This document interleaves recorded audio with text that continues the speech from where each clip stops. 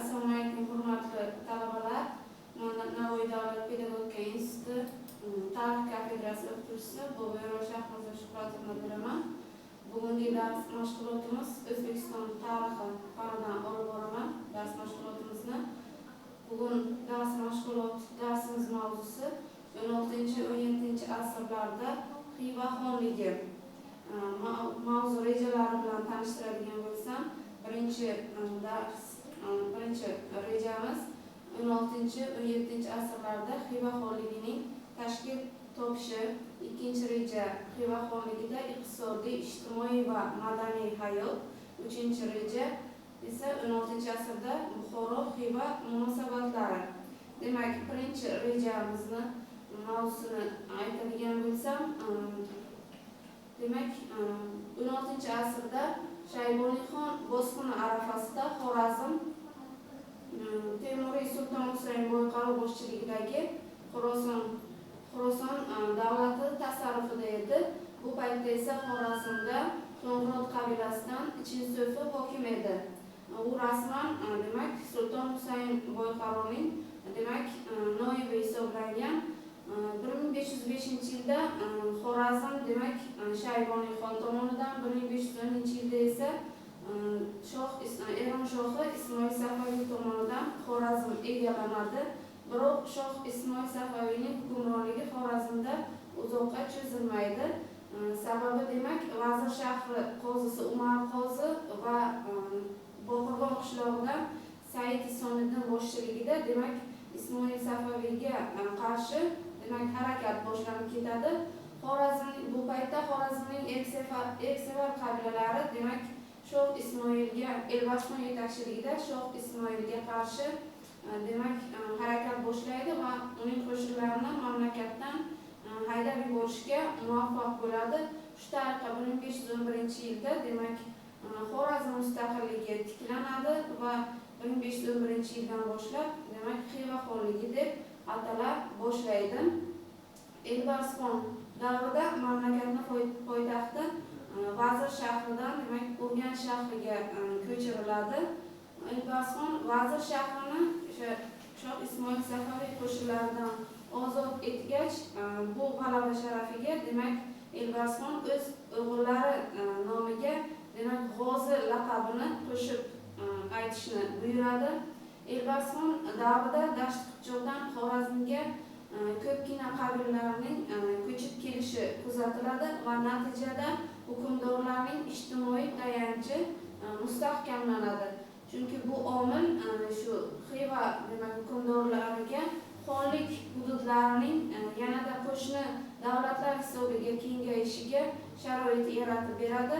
Elbasxon davrida demak Xorazmliklar Turkmanistonning janubi, Eron shimolidagi Saraxis, Orol va Mang'ishloqni egallashadi va natijada demak uning hududi anchagina kengayadi. Xiva xoni Elbasxondan keyin demak ichki nizolar sabab xonlar tez mamlakatda almasha boshlaydi va Xiva xonligida iqtisodiy inqiroz demak 16-asrda ancha iqtisodiy inqiroz kuchayib ketadi.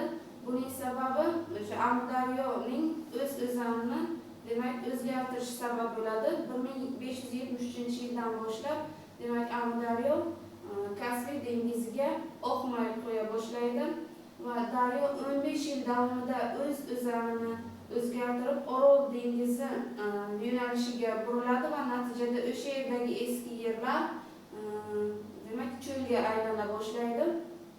Xiva xonligida yer egaligi haqida gapiradigan bo'lsak, yer egaligi demak o'sha mamlakatning asosiy, o'sha davlatning asosiy boyligi hisoblangan.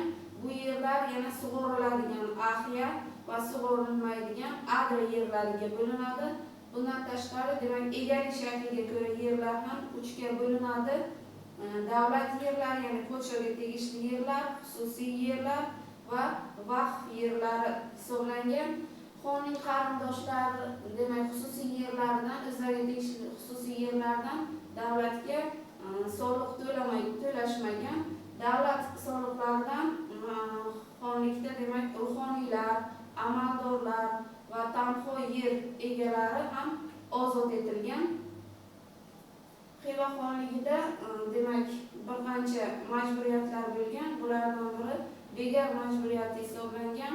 U o'zi rasman 12 kunlik majburiyat hisoblansa-da, lekin u 1 oy va undan ko'p muddatga ham cho'zilib ketgan. Bekor majburiyatida demak xalq o'sha saroy qurilishlari, kanallar qazilishida, yo'llarni demak tuzatishda mana shunday bekor majburiyatda mana shu ishlar amalga oshirilgan. Xiva xonligi aholisi etnik, madaniy va til jihatidan 3 ta demak tarkibiy guruhga bo'lingan. Bular birinchisi qadimiy xorazmliklarning bevosita avlodlari, ikkinchisi turkman qabilalari va dasht qipchoqdan Xorazmga ko'chib kelgan qabilalar hisoblanadi. Xiva xonligining yirik shaharlari haqida gapiradigan bo'lsak, bularga demak Xiva, Yangi Urganch, Ko'hna Urganch va Vazir shaharlari kiradi. Xiva shahri demak 16-asrdan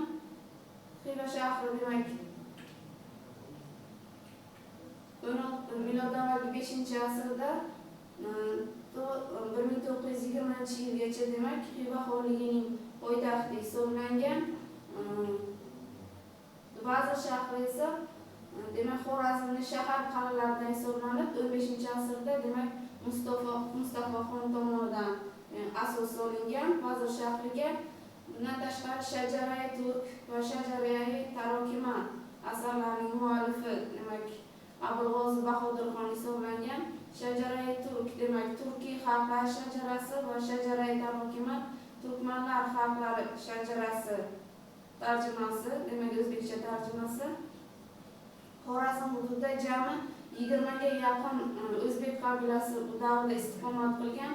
Ular orasida Qo'ng'irot, Mang'ot, Qiyot, Nayman va Qipchoq qabilalari demak ko'p sonli va ular kuchli qabilalar hisoblangan.